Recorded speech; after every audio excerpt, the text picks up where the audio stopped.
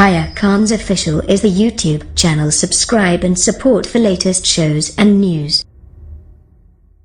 अस्सलामुअलैकुम अस्सलामुअलैकुम अस्सलामुअलैकुम पाकिस्तान मरहबन बिकुम बखैर अगलेजी आया नुसरत बिस्मिल्लाह bonjour knee how and welcome. मैं हूँ हया खान और मेरी आवाज़ को अपनी समातों के बादल से कबूल करने का शुक्रिया। आप सुन रहे हैं सेहत की बात वेरिक के साथ, स्पॉन्सर्ड बाय वेरिक फार्मास्यूटिकल्स। हमारे साथ आज गेस्ट भी मौजूद हैं doctor Hafiz Shafiq Ahmad Khan लोंड, MBBS MCPS psychiatry, FCPS psychiatry, Consultant Neuropsychiatrist, a pioneer, Head of Department of Psychiatry and Behavioral Sciences, Ghazi Medical College, Teaching Hospital, डेरा गाजी खान से। और आज का जो टॉपिक है दैट इज़ अफसुर्दगी और इसका इलाज, इसके हवाले से डॉक्टर साहब हमारे साथ यहाँ पे मौजूद हैं जो कि बात करेंगे। आपको बताते चले, आप हमें सुन रहे हैं FM 100 लाइव मुल्तान स्टेशन से। आप ना सिर्फ हमें सुन सकते हैं बल्कि हमें देख सकते हैं हमारे फेसबुक पेज पे, FM 100 पाकिस्तान का फेसबुक पेज www.facebook.com/FM247 365 है।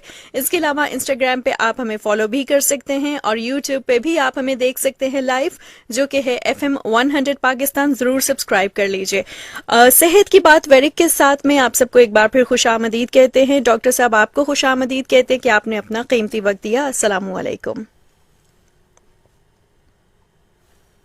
जी। डॉक्टर हाफिज शफीक अहमद खान, आपको मेरी आवाज़ आ रही है?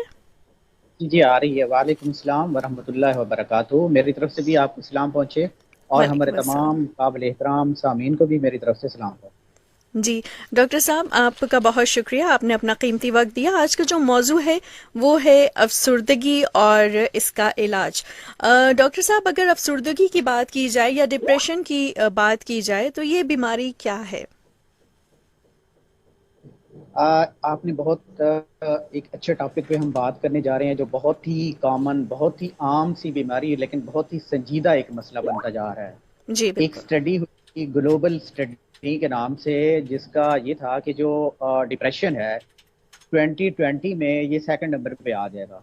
अगर जो उस वक्त तो नहीं आया, लेकिन करंट जो पेंडेमिक सिचुएशन है कोरोना की वजह से, बाकी इश्यूज हैं, लॉकडाउन है, फाइनेंशियल क्राइसिस आ रहे हैं, सोशल जो रिलेशनशिप है वो डिस्टर्ब हो रहे हैं, तो लगता यही है कि ये सेकंड नंबर पे आ ही जाना है इसमें। अब इसमें हम बात करें तो ये सिर्फ अफसुर्दगी नहीं होती, ये एक तरह का आप समझें एक सिंड्रोम होता है जिसमें अफसुर्दगी इसके कोर सिम्टम या बुनियादी अलामात में से होती है। और ये वो अफसुर्दगी होती है जो कम अज़ कम जो हमारे क्राइटेरियाज हैं जो हम स्टडी करते हैं डिफरेंट, जैसे ICD है, DSM है, तो इसमें एट लीस्ट 2 वीक्स मुसलसल या काफ़ी वक्त इंसान अफसुर्दा रहे तो तब आप इसको अफसुर्दगी लेबल करते हैं। और इसके साथ साथ इसकी बहुत ज़्यादा अलामात भी होती हैं। थोड़ा सा मैं इसके बैकग्राउंड के बारे में बता दूं। पहले ज़माने में इसके एज सच डिप्रेशन नाम ही नहीं था। एक टर्म आई थी जिसे कहते थे फिजिकल डिप्रेशन। फिजिकल डिप्रेशन का मतलब ये लिया जाता था कि जो फंक्शनिंग है बॉडी की वो रिड्यूस हो गई है। तो आहिस्ता आहिस्ता ये उस फिजिकल डिप्रेशन से मेंटल डिप्रेशन की सूरत में आ गया और आजकल इसको सिंपल डिप्रेशन या अफसुर्दगी भी कहा जाता है। और एक फ्रांसिस क्रेपलिन, तो उसने इसका नाम फर्स्ट टाइम इंट्रोड्यूस करवाया था जब उन्होंने बात की थी मैनिक डिप्रेसिव एपिसोड की या साइकोसिस की। तब इस चीज़ के बारे में हमें आइडिया हुआ था कि ये डिप्रेशन भी कुछ चीज़ होती है।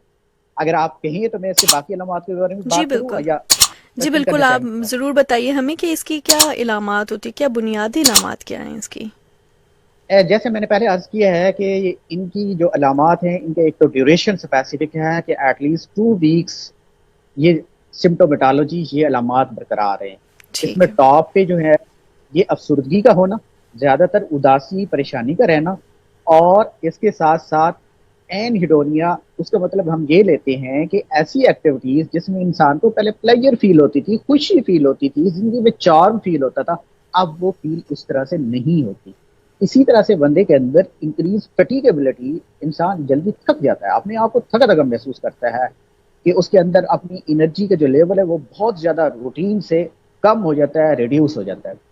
इसके अलावा जो डिप्रेशन वाले पेशेंट्स होते हैं इनमें कंसंट्रेशन का प्रॉब्लम बहुत ज़्यादा होता है। अक्सर ये कंप्लेंट करते हैं कि हम चीज़ों पर तवज्जो नहीं दे पाते, हमें चीज़ें याद नहीं रहती।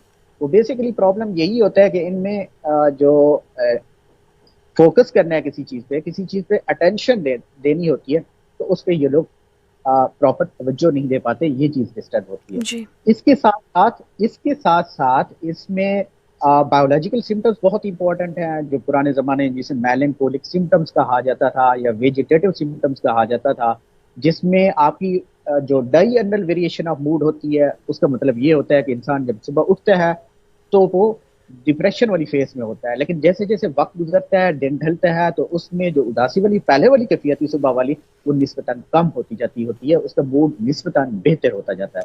اس کے ساتھ ساتھ اس طرح کے پیشنٹس میں ارلی مارننگ انسومنیا ہوتے ہیں, روٹین کی نسبت ان کی آنکھ 2-3 گھنٹے پہلے آنکھ کھل جاتی ہوتی ہے. اس کے علاوہ ان کی جو بھوک ہے وہ ڈسٹرب ہو جاتی ہے, اس کے ساتھ ساتھ وزن میں تبدیلی آنا شروع ہو جاتی ہے. اسی طرح سے ان میں جو سیکسول ڈسٹربنسز ہیں, اگر فیمیل ہے تو اس میں ایمونوریا کی کمپلینٹ آنے شروع ہو جاتی ہیں, لاس آف لیبیڈو ہونا شروع ہو جاتی ہوتی ہے, اور اگر یہ زیادہ سویئر ہو جائے تو اس میں ڈپریسو کوگنیشنز, جن میں پیسیمسٹک تھاٹس آتی ہیں, خود اعتمادی جو ہوتی ہے وہ کم ہونا شروع ہو جاتی ہے, انسان نا امیدی کا شکار ہونا شروع ہو جاتا ہے. اور اگر یہ نا امیدی بڑھ جائے حد سے تو انسان کے اندر سوئسائڈل ایڈیشن یا بعض اوقات سوئسائڈل اٹیمپٹس, یہ والی چیزیں بھی آ سکتی ہوتی ہیں. صحیح. اور اس کے ساتھ ساتھ انسان کی جو سائیکوموٹر ایکٹیویٹیز ہیں, کہ بندے نے جو حرکات صنعت کرنی ہے, کسی کے ساتھ ملنا ہے تو اس کو کوئی جسچر دینا ہے, کوئی آئی کنٹیکٹ اس کے ساتھ مینٹین کرنا ہے, آنکھ سے آنکھ ملا کے وہ بات نہیں کر سکتے, سائیکوموٹر ریٹارڈیشن سے سائنس کی زبان میں یا ہماری زبان میں کہا جاتا ہے. یہ ساری علامات ڈپریشن کی ہوتی ہیں, اور عام طور پہ ڈپریشن ایز سچ سمپل اتنا ہوتا نہیں ہے. ڈپریشن کے ساتھ باقی کافی ساری سمٹومیٹالوجی ہوتی ہیں. مثال کے طور پہ انگزائٹی ہے, جسے گھبراہٹ کا عارضہ کہا جاتا ہے, وہ بھی اس کے ساتھ بڑا کامن ہے. اس کی علامات بھی عام طور پہ اس کے ساتھ کامن ہوتی ہیں. بعض اوقات جو او سی ڈی والی جسے وہم کی بیماری کہا جاتا ہے, اس کی علامات بھی کامن ہوتی ہیں اس میں. تو میرے کہنے کا مقصد یہ ہے کہ یہ ڈپریشن جسٹ ڈپریشن نہیں ہوتا, اس میں انسان کی جو سوچنے سمجھنے کی صلاحیت ہے وہ ڈسٹرب ہونا شروع ہو جاتی ہے. انسان دوسرے کو یہ لگتا ہے کہ شاید اس کے اندر کوئی ول پاور کی کمی ہو گئی ہے, انسان کاہل ہو گیا ہے, انسان سست ہو گیا ہے, حالانکہ اس کے اندر جو ڈسٹربنسز ہو رہی ہوتی ہیں اس کے مائنڈ میں نیورو ٹرانسمیٹر کے لیول پہ, تو اس وجہ سے بہت زیادہ پرابلم آنا شروع ہو جاتے ہیں. ٹھیک ہے. ڈاکٹر صاحب, اس بیماری کی وجوہات کیا ہوتی ہیں؟ میڈم, اگر ہم اس کی ایٹیالوجی کی بات کریں, وجوہات کی بات کریں, تو رائٹ فرام کنسیپشن اس کی وجوہات شروع ہو جاتی ہے. ٹھیک ہے. اگر مدر کے اندر کوئی پرابلم ہے, جی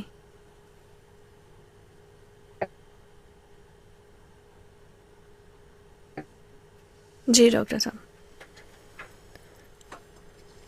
اوکے جی, آپ کو بتاتے چلیں کہ ڈاکٹر حافظ شفیق احمد خان ہمارے ساتھ موجود ہیں. آج کا جو ٹاپک ہم ڈسکس کر رہے ہیں افسردگی اور اس کا علاج, اور اس کے علاوہ آپ کو بتاتے چلیں کہ آپ ہمیں فیس بک پہ لائیو دیکھ بھی رہے ہیں FM 100 پاکستان پہ. جی ڈاکٹر صاحب, آپ بتا رہے تھے مجھے وجوہات کے حوالے سے. اگر ہم اس کی وجوہات کے بارے میں بات کریں تو اگر آپ کے ارلی چائلڈہڈ ایکسپیرینسز اس طرح کے رہے ہیں, جس میں کوئی آپ کے پیرنٹ سپریشن ہوئی ہے, آپ کا کوئی پیرنٹل لاس ہوا ہے, آپ کو کوئی سیکسول فزیکل ابیوز ہوا ہے, آپ کی ایجوکیشن کسی وجہ سے پراپر نہیں ہوئی, یا پھر جو آپ کی شخصیت ہے, جو پرسنالٹی ہے آپ کی, اس کی گرومنگ اس طرح کی ہوئی ہے, مثال کے طور پہ آپ اینکشیس بہت ہوتے ہیں, آپ کے اندر ابسیشن والے فیچرز زیادہ ہیں, آپ کی پرسنالٹی ڈیپینڈنٹ ہو گئی ہے, تو تب بھی اس طرح کی آپ کے اندر رسک ہوتا ہے کہ ہو سکتا ہے آپ کو ڈپریشن ہو. اس کے ساتھ ساتھ جو کرنٹ آپ کی لائف سچویشن چل رہی ہے, کرنٹ لائف پرابلم چل رہی ہیں, جس میں آپ کی کوئی جاب سے ریلیٹڈ ایشوز ہیں, آپ کی جو اکنامکس ہیں اس سے ریلیٹڈ آپ کے ایشوز ہیں, آپ کا اگر کوئی ریلیشن شپ ڈسٹرب ہے, تب بھی یہ ساری علامات آپ کے اندر ہو سکتی ہیں. اس کے علاوہ بیسیکلی یہ ساری چیزیں جتنی میں نے آپ کو بتائی ہیں ایک دوسرے کے ساتھ انٹیگریٹڈ ہوتی ہیں, انٹر ایکٹیو ہوتی ہیں. یہ ساری چیزیں کرتی کیا ہیں, آپ کی جو ولنریبلٹی ہے وہ بڑھاتی ہیں, کہ اس بندے کے اندر رسک کیا ہے کہ یہ شاید ڈپریشن میں چلا جائے. جب ولنریبلٹی بڑھتی ہے تو آپ کے برین کے اندر بایو کیمیکل چینجز آتی ہیں. جی اس کا مطلب ہم ہیں کہ انسانی مائنڈ کے اندر جو نیورو ٹرانسمیٹرز ہوتے ہیں ان کا لیول ریڈیوس ہونا شروع ہو جاتا ہے, کم ہونا شروع ہو جاتا ہے ڈپریشن میں. پارٹیکولرلی آپ کے جو سیروٹونین ہے, آپ کا جو نور ایڈرینالین اور ایڈرینالین ہے, ان کا لیول کم ہونا شروع ہو جاتا ہے, جس کی وجہ سے کیا ہوتا ہے کہ ایسا پرسن جس کے اندر بایولوجیکل ولنریبلٹی ان فیکٹرز کی وجہ سے زیادہ تھی, اور اس کے ساتھ ساتھ پھر بایولوجیکل چینجز آنا بھی اس کے برین میں آنا شروع ہو گئی ہیں، تو وہ پری ڈسپوز ہوتا ہے، اس میں رسک ہوتا ہے کہ اس کو ڈپریشن والی جو علامات میں نے پہلے عرض کی ہیں جی وہ آنا شروع. ٹھیک ہے. اور یہ بیماری کس عمر کے جو ہیں افراد میں زیادہ پائی جاتی ہے؟ آپ نے بہت اچھا سوال کیا. یہ ڈپریشن وہ بیماری ہے میرا خیال ہے جو کسی بھی ایج گروپ میں ہو سکتی ہے، لیکن جو ریپورٹڈلی مین کامن لوگوں میں ہوتی ہے وہ عام طور پہ 25 سے لے کے 35 سال کی جو عمر کے لوگ ہوتے ہیں ان میں زیادہ ہوتی ہے، اور اس کی جو مین ایج ہے وہ 27 ایئرس ہے. اور ٹھیک یہ ہے. بیماری عام طور پہ مردوں کی نسبت خواتین میں دگنا ہوتی ہے، کیونکہ ان کو ڈیفیکلٹ پرابلم زیادہ ہوتے ہیں ہماری سوسائٹی ہمارے کلچر کے حساب سے. اور ان میں بعض اوقات پارٹیکولرلی اگر ان کو ان کے جو چھوٹے بچے ہیں ان کو ان کی کیئر کرنی پڑے اور ان کو کنفائننگ ریلیشن شپ بھی نہ ہو، تو ایسی صورتحال میں ان کو خواتین کو اس طرح کی علامات آنے کا خطرہ ڈبل ہوتا ہے ایز کمپیئر ٹو مرد حضرات کے. یہ اور بات ہے کہ ٹھیک. ہماری سوسائٹی میں بعض اوقات اس طرح کی کیسز رپورٹ نہیں ہوتے. صحیح. اور ڈاکٹر صاحب یہ بھی بتائیے گا کہ اس بیماری میں مبتلا افراد جو ہوتے ہیں ان کا علاج کیسے کیا جاتا ہے؟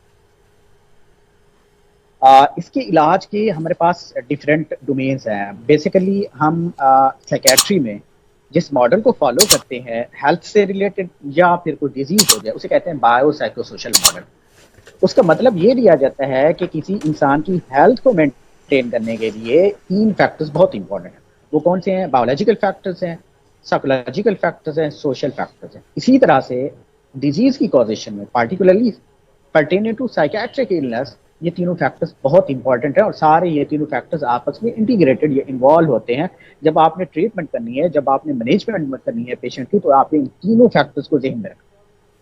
مثال ٹھیک ہے. کے طور پہ اگر آپ بایولوجیکل فیکٹرز کی بات کریں، بایولوجیکل فیکٹرز کی اگر ہم بات کریں تو اگر خاندان میں اس طرح کا کسی کو پرابلم ہے، فیملی ہسٹری اس کی پازیٹیو ہے، تو اس طرح کی علامات اس فیملی کے کسی پرسن میں آ سکتی ہوتی ہیں. صحیح. اور اسی سے اگر کوئی سبسٹانس ابیوز، کوئی نشہ آور چیزیں استعمال کرتے ہیں لوگ، تو اس کی وجہ سے بھی اس طرح کی علامات ہو سکتی ہے. اور اس کے ساتھ ساتھ انسانی برین میں اگر نیورو ٹرانسمیٹر کا لیول کسی بھی وجہ سے ڈسٹرب ہو جائے تب بھی یہ ساری علامات آ سکتی ہوتی ہیں. اسی طرح سے سائیکولوجیکل فیکٹرز جس میں پارٹیکولرلی آپ کی شخصیت آتی ہے، اگر اس کے اندر ایسی چیزیں گرومنگ میں آ گئی ہیں، ایسی چیزیں آپ کی شخصیت کا حصہ بن گئی ہیں، تب بھی اس طرح کی علامات ہو سکتی ہیں. اور اسی طرح سے سوشل فیکٹرز ہیں، اگر آپ کا سوشل نیٹ ورک پور ہے، آپ کی دوستیاں کم ہیں، آپ کے چاہنے والے، آپ کی کیئر کرنے والے لوگ نہیں ہیں، تب بھی اس طرح کی علامات آ سکتی ہوتی ہیں. صحیح.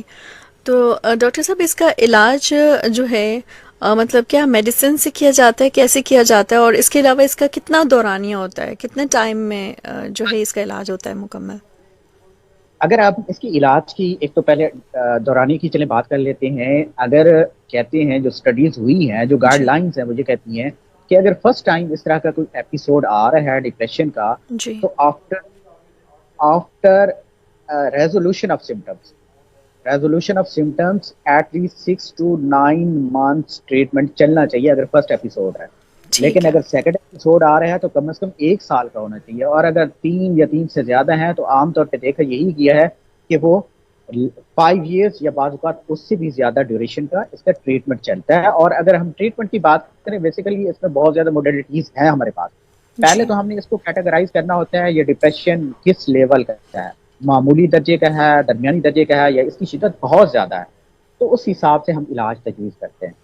مثال کے طور پہ اگر یہ معمولی درجے کا ہے تو اس پیشنٹ کو ہم کچھ ایسی ٹیکنیکس بتاتے ہیں، ایسے طریقہ کار بتاتے ہیں کہ جس کی وجہ سے اس کی جو لائف کی روٹین ہے وہ سیٹ رہتی ہے، اس کا جو کھانا پینا ہے، اس کی جو سلیپ ہے، اس کے جو لوگوں کے ساتھ ریلیشن شپ ہیں وہ بہتر رہتے ہیں. تو عام طور پہ فزیکل ایکٹیویٹی اور باقی چیزوں کو مینیج کرنے، ٹائم مینجمنٹ اور باقی چیزوں کے حساب سے کافی امپرومنٹ آتی ہے.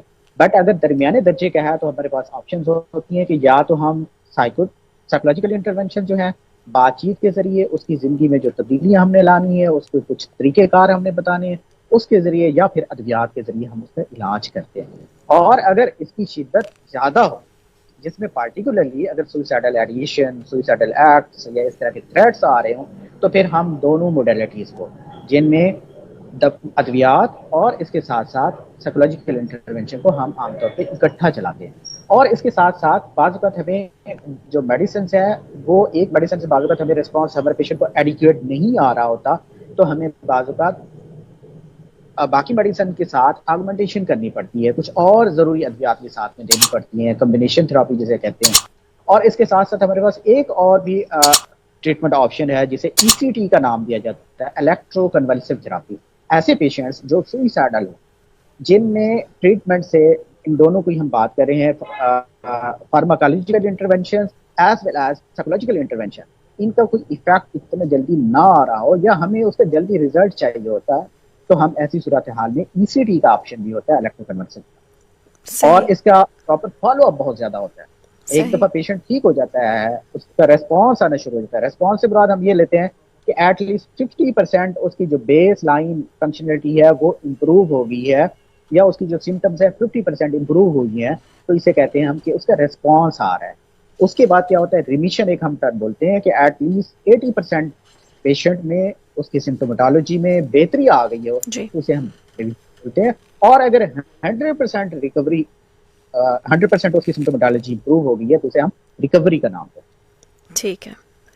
ڈاکٹر صاحب ابھی آپ نے جیسے بات کی تھی فرسٹ ایپیسوڈ ہے یا دوسرا ایپیسوڈ سے یہاں پہ کیا مراد لیتے ہیں؟ کیا دوبارہ سے اس کو جو ہے یہ ڈسٹربنس ہونا شروع ہو جائے, تو وہ آپ کہہ رہے ہیں کہ سیکنڈ ٹائم جو آیا ہے پیشنٹ اس کے بارے میں بات کی ہے؟ جی اسی کے بارے میں بات کی ہے. ہوتا یہ ہے, جو ڈپریشن ہوتا ہے, یہ جو سائیکیٹرک النیسز ہوتی ہیں پارٹیکولرلی جن کو ہم افیکٹو ڈس آرڈرز یا موڈ ڈس آرڈرز کہتے ہیں, یہ عام طور پہ ایپیسوڈک ان نیچر ہوتے ہیں. ٹھیک ہے. اس کے بارے میں عام کنسیپٹ یہ ہے کہ یہ 6 months تک عام طور پہ ریزالو ہو جاتے ہیں ود اور وداؤٹ ٹریٹمنٹ. اب سوال یہ پیدا ہوتا ہے کہ اگر انہوں نے بغیر علاج کے ٹھیک ہو جانا ہے تو ہم اس کے علاج کیوں کرواتے ہیں؟ لیکن اس کے ساتھ ساتھ یہ بھی ایویڈینس بیسڈ ہے کہ ان میں سے کم از کم 20% کیسز ایسے ہوتے ہیں جو اگر جن کی آپ نے ٹریٹمنٹ نہ کی, جن کا آپ نے ٹائملی انٹرونشن نہ کی, تو ان کے اندر یہ بیماری لمبے عرصے کے لیے بھی چلنے کا خطرہ ہوتا ہے. تو اس چیز اب ہمیں پتہ تو نہیں ہوتا, ایک پیشنٹ آیا ہے مثال کے طور پہ, تو یہ کیا اس کیٹیگری میں فال کرتا ہے, دوسری کیٹیگری میں فال کرتا ہے. تو اس لیے بہتر ہوتا ہے کہ جب آپ کو یا آپ کی فیملی میں کسی کو اس طرح کی سمٹومیٹالوجی آ رہی ہے, کسی قسم کی ڈسٹربنسز آ رہی ہیں, تو فوراً اپنے جو قریبی کوالیفائڈ سائیکیٹرسٹ ہیں ان سے کنسلٹ کرے, وہ آپ کو بہتر طریقے سے گائیڈ کر سکتے ہیں. اور اسی طرح سے جو میں نے ایپیسوڈ کی بات کی ہے, ایپیسوڈ کا مطلب یہ ہوتا ہے کہ ایک دفعہ عام طور پہ دیکھا گیا ہے ڈپریشن کا اگر ایپیسوڈ ارلی ایج میں آیا ہے اور کرنٹلی اس کے جو سائیکو سوشل سٹریسرز ہیں وہ بھی چل رہے ہیں, جن کی وجہ سے اس کا پرابلم ہے, پارٹیکولرلی اگر وہ ریئیکٹیو ڈپریشن کی ہم بات کریں تو اس کے سیکنڈ ایپیسوڈ ہونے کا چانس ہوتا ہے. تو اسی طرح سے جس طرح میں نے پہلے عرض کیا ہے کہ اگر سیکنڈ ایپیسوڈ آئے گا کسی پیشنٹ میں, تو اس کا ٹریٹمنٹ کا جو ڈیوریشن ہے وہ بھی نسبتاً لمبا ہوگا ایز کمپیئر ٹو اس کے فرسٹ ایپیسوڈ. اور ایک اور بات بھی بڑی کامن ہے, اگر ینگر ایج میں ڈپریشن کی علامات آتی ہیں تو خطرہ ہوتا ہے کہ کہیں یہ جو سادہ ڈپریشن ہمیں لگ رہا ہے یہ bipolar affective disorder کی طرف نہ چل رہا ہے. صحیح. پارٹیکولرلی ینگر ایج میں آیا ہے, اور اس کے ساتھ ساتھ اگر فریکوینٹ ایپیسوڈز آ رہے ہیں, بار بار اٹیک آ رہے ہیں بیماری کے, تو ہمیں محتاط رویہ اختیار کرنا چاہیے. ہمیں جو ہمارے پاس سائیکولوجیکل انٹرونشنز کے لیے کوئی بیٹھے ہیں, کوئی سائیکیٹرسٹ بیٹھے ہیں, تو ہمیں کسی کی ہیلپ لینی چاہیے بجائے اس کے کہ ہم سیلف میڈیکیشن اپنا علاج خود کرنا چاہیے. ٹھیک ہے. اور ڈاکٹر صاحب کیا یہ علاج کرانے کے لیے جو ہے ہاسپٹل میں داخلہ ضروری ہے یا گھر میں بھی ہم اس کا جو ہے گھر میں رہ کر اس کا علاج کیا جا سکتا ہے؟ بہت امپورٹنٹ آپ نے کویسچن کیا ہے, کیونکہ ہمارے یہاں اسٹگما بہت زیادہ ہے سائیکیٹرک ڈس آرڈرز کے ساتھ. لوگ ایک تو ڈاکٹر کے پاس خصوصاً سائیکیٹرسٹ کے پاس جانا ہی پسند نہیں کرتے. ہمارے پاس لوگ آتے ہیں کہتے ہیں ہمارے اس پہ نام تک نہ لکھیں, ہمیں آپ کی فائل نہ دیں, فائل کور نہ دیں. وہ رات کو ڈر کے آتے ہیں, وہ کہتے ہیں آپ ہمیں کوئی کنٹیکٹ نمبر دے دیں تاکہ ہم آپ سے ٹیلیفونکلی کنسلٹ کریں بجائے اس کے ہم آپ کے پاس. تو میڈم اس پہ ڈیپینڈ کرتے ہیں کہ جو ہمارا ڈپریشن ہے ہمارے پیشنٹ کو وہ کس نوعیت کا ہے. جیسے میں نے عرض کیا ہے, اگر ہلکے درجے کا ہے, اگر درمیانے درجے کا ہے, تو اس کے لیے داخلے کی ضرورت نہیں ہے. داخلے کی ضرورت اس وقت ہوتی ہے جب پیشنٹ یا تو میڈیکیشن نہ لے رہا ہو یا اس میں کوئی سگنیفیکنٹ پرابلم آ رہا ہو. پارٹیکولرلی جیسے میں نے پہلے عرض کیا ہے کہ اس طرح کے پیشنٹس میں, ڈپریشن والے پیشنٹس میں 15 to 20% رسک ہوتا ہے سوسائڈ کا, یہ خودکشی کر جاتے ہیں یا اٹیمپٹ کرتے ہیں. تو اس چیز کو پریونٹ کرنے کے لیے پھر ایسی صورتحال میں ان کا ڈپریشن والے پیشنٹس کا ہاسپٹل میں داخل ہونا, ہاسپٹلائز ہونا ضروری ہے. جی ٹھیک ہے. اس سے یہ ہوتا ہے ایک بینیفٹ یہ ہوتا ہے کہ وہ جو پیشنٹ ہوتا ہے ہماری ڈائریکٹ آبزرویشن میں آ جاتا ہے. جی ہم ڈیلی اس کو assess کرتے ہیں. ہم ایک تو پراپر ہسٹری لیتے ہیں کیئرفل کہ اس کو پرابلم کیا تھا, ایچ اینڈ ایوری تھنگ اس کے اسپیکٹ رائٹ فرام اس کی برتھ سے لے کے اب تک جو اس کو پرابلمس آ رہے ہیں وہ فیس کر رہا ہے, اس کی جو سمٹومیٹالوجی آ رہا ہے, ایک تو ہم نے اس کو ڈیٹیل سے اسیس کرنا ہوتا ہے. اس کے ساتھ ساتھ ہم اس کا جو مینٹل اسٹیٹ ایگزامینیشن ہے, جسے آپ کہہ سکتے ہیں کہ اس وقت اس کی جو ذہنی کیفیت ہوتی ہے اس کو ہم نے اسیس کرنا ہوتا ہے. وہ عام طور پہ بعض اوقات یہ ہوتی ہے with the passage of time, جیسے آپ ٹریٹمنٹ دیتے ہیں وہ چینج ہوتی رہتی ہے, تو اس کو بھی اسیس کرنے کے لیے پیریوڈیکلی بار بار دیکھنے کے لیے ضروری ہے. اگر بالخصوص جو پیشنٹ ہے اس کے ڈپریشن کی جو نوعیت ہے وہ شدید ہے, سوئسائڈل ہے, کوئی سیلف ہارم کا خطرہ ہے, یا اس کے ساتھ کوئی کو ماربڈ میڈیکل کنڈیشن یا کو ماربڈ سائیکیٹرک کنڈیشن ہے, تو ایسی صورتحال میں پھر داخلہ ضروری ہو جاتا ہے, اور پھر ہم ایڈوائز کرتے ہیں کہ ایسے پیشنٹس کو ہم پھر داخل کریں. ٹھیک ہے. اور ایسے پیشنٹس کے ٹھیک ہونے کے جو ہیں وہ کتنے فیصد امکانات ہوتے ہیں؟ ایک بہت اچھی خبر ہے کہ جو ڈپریشن والے پیشنٹس ہوتے ہیں عام طور پہ 80% یہ بالکل ریکور ہو جاتے ہیں. 100 میں سے 80% جو مریض ہوتے ہیں وہ بالکل ہی ٹھیک ہو جاتے ہیں. ان میں عام طور پہ کوئی سمپٹومیٹالوجی نہیں رہتی. کچھ ہوتے ہیں جن کے اندر جو کرونک بالخصوص جن میں کرونک کنڈیشنز ہو جائیں, جن میں ساتھ میں کوئی کو ماربڈ میڈیکل کنڈیشن ہے, کوئی کو ماربڈ سائیکیٹرک کنڈیشن ہے, فیملی ہسٹری سگنیفیکنٹ ہے, تو اس میں کچھ نہ کچھ علامات رہ جاتی ہیں. لیکن ان کی جو کوالٹی آف لائف ہے وہ بہت امپروو ہو جاتی ہے اگر وہ سمپل ڈپریشن ہے تو. ہاں اگر اس کے اندر کوئی سائیکوٹک فیچرز آ رہے ہیں, کچھ اور پرابلمس آ رہے ہیں, تو وہ پھر عام طور پہ اس 20% والی کیٹیگری میں فال کرتا ہے. لیکن پھر بھی اس کے اندر, میں بار بار کہہ رہا ہوں, لیکن پھر بھی اس کے اندر ڈرامیٹک چیزز اور سگنیفیکنٹ چیزز آتی ہیں. اگر وہ 100% کسی وجہ سے ٹھیک نہیں بھی ہو پاتے, لانگر ڈیوریشن آف النس اگر ان کی چلتی بھی ہے, لیکن پھر بھی ہمیں علاج کی طرف آنا چاہیے اور ٹائملی سائیکیاٹرک انٹرونشنز کو آپٹ کرنا ہے. ٹھیک ہے. اور ڈاکٹر صاحب یہ بھی بتائے گا کہ وہ کون سے عوامل ہیں جو اس بیماری کو ٹھیک کرنے میں جو ہے وہ کارگر ثابت ہو سکتے ہیں؟ بیسیکلی آپ نے بات کی ہے ان کی جو ہر سائیکیاٹرک النیسز کے لیے ہم لیتے ہیں کہ پروگنوسٹک فیکٹرز کون سے ہوتے ہیں. جو ان میں سے کچھ ہوتے ہیں پروگنوسٹک فیکٹرز جو ہوتے ہیں وہ گڈ پروگنوسٹک فیکٹرز کہلاتے ہیں, اور کچھ ہوتے ہیں بیڈ پروگنوسٹک فیکٹرز. اگر ہم ڈپریشن کی بات کریں تو ڈپریشن میں جو گڈ پروگنوسٹک فیکٹرز ہیں, اگر ارلی ایج آف آنسیٹ ہے, تو کسی بندے کو ینگر ایج میں ڈپریشن ہوا ہے تو عام طور پر اس کے ٹھیک ہونے کے چانس بہت ہی زیادہ ہے. اور اگر اینڈوجینس ہے تب اس کے چانس نسبتاً ٹھیک ہوتے ہیں. اور اسی طرح سے اگر آپ کا سوشل نیٹ ورک اچھا ہے, آپ کی سوسائٹی آپ کے گھر والے سپورٹیو ہے, ٹھیک ہے, کرنٹلی آپ کو اکوموڈیشن کا, آپ کو فنانشیل ایشوز, آپ کے اکنامک سٹریسز اس طرح کا نہیں ہے, آپ کی لائف کے اندر اس طرح کے سٹریسز نہیں ہیں, آپ کو particularly medical illnesses like thyroid اس طرح کی چیزیں نہیں ہیں, آپ کو پرسنالٹی کے ایشوز نہیں ہیں, آپ کا کمپلائنس بہت اچھا ہے, اس سے پہلے جو آپ کی پریویس کوالٹی آف لائف تھی, جو سائیکو سوشل ایڈجسٹمنٹ تھی, وہ بہت زیادہ اچھی تھی, تو عام طور پہ آپ کا جو ٹھیک ہونے کے چانس ہیں, آپ کی جو بہتری کے چانس ہے, وہ اتنی ہی بڑھ جاتے ہوتے ہیں. صحیح. اور ڈاکٹر صاحب ایک لاسٹ کویشچن یہ بھی بتا دیجئے کہ اس بیماری کے دوبارہ ہونے کے چانسز جو ہیں وہ کتنے ہوتے ہیں, یعنی کہ ان سے کیسے بچا بھی جا سکتا ہے یا ان کو کس طرح اوور کم کیا جا سکتا ہے, اور کتنے فیصد امکانات ہوتے ہیں کہ ایک انسان دوبارہ ڈپریشن میں چلا جائے؟ یہ ڈیپینڈ کرتا ہے میڈم کہ اس کو پہلے کتنے ایپیسوڈز ہو چکے ہیں. اگر فرسٹ ایپیسوڈ ہوا ہے ڈپریشن کا تو عام طور پہ 20 to 30% چانس ہوتا ہے کہ اس کو دوبارہ ڈپریشن ہوگا. اور اسی طرح سے جیسے جیسے ایپیسوڈ بڑھتے جاتے ہیں تو اس بیماری کے دوبارہ ہونے کے چانس اتنے ہی بڑھتے جاتے ہیں. اس کے ساتھ ساتھ وہی فیکٹرز ہیں جو اگر آپ کے بیڈ پروگنوسٹک فیکٹرز ہیں, کہ ایسے آپ کے کنٹریبیوٹنگ فیکٹرز ہیں, ایسے کوئی آپ کے مینٹیننگ فیکٹرز ہیں, آپ کی لائف کے اندر پرابلم چل رہے ہیں, آپ کے ریلیشن شپ ڈسٹرب ہیں, آپ کی اکوموڈیشن, آپ کی فنانشیل ریسورسز کمپرومائز ہیں, تو ایسی صورتحال میں آپ کو فردر ڈپریشن کے ایپیسوڈ ہونے کا چانس بہت زیادہ ہوتا ہے. صحیح. ٹھیک ہے.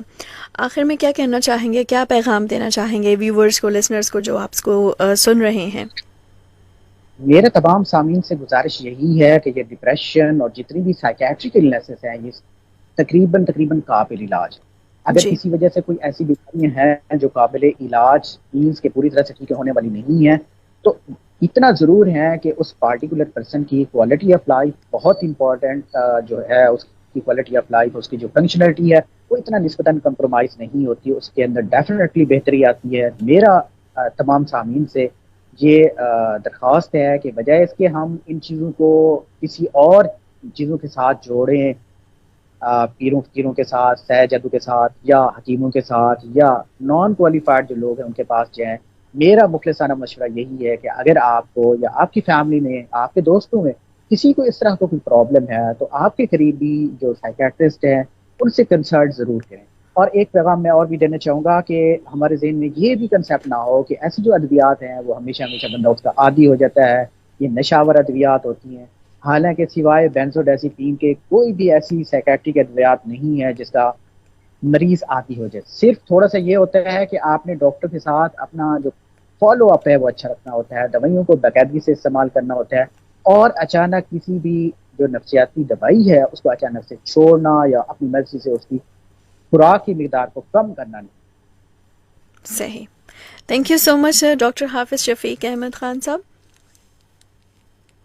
جزاک اللہ، آپ کا بہت بہت شکریہ کہ آپ نے مجھے بلایا، مجھے موقع دیا، اور انشاءاللہ اگر آپ نے دوبارہ بھی موقع دیا تو میں عوام کی خدمت کے لیے جو ہم اویئرنیس پروگرام دے سکتے ہیں انشاءاللہ ان تک ضرور پہنچانے کی کوشش کریں. جی تھینک یو سو مچ، آپ کا بھی بہت شکریہ. اور لسنرز اینڈ ویورز اب چاہوں گی میں آپ سے اجازت، اپنا بہت زیادہ خیال رکھیے گا. آپ سن رہے تھے صحت کی بات ویرک کے ساتھ، اسپانسرڈ بائی ویرک فارماسیوٹیکلز. اللہ حافظ. پاکستان زندہ باد. Thanks for watching and subscribe to our channel.